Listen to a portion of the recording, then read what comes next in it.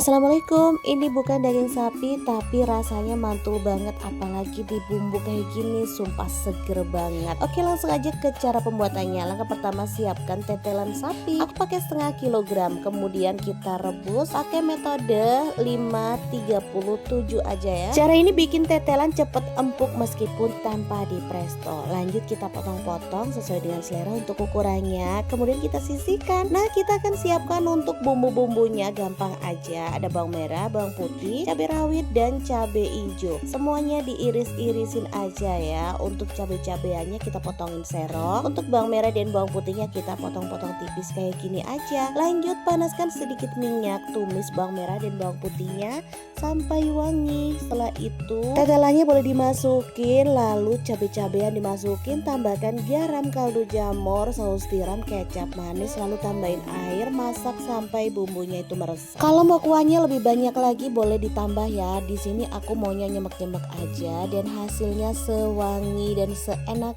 ini. Tetelannya empuk, bumbunya meresap dan ini cocok untuk dinikmati bareng nasi putih anget-anget gitu ya. Terakhir boleh tambahkan irisan tomat. Kalau teman-teman suka boleh ditambah lagi jumlahnya ya. Aku pakai 1 buah aja. Dan ini dia hasilnya pas sudah matang. Asli ini wangi, segar banget, siap untuk disajikan.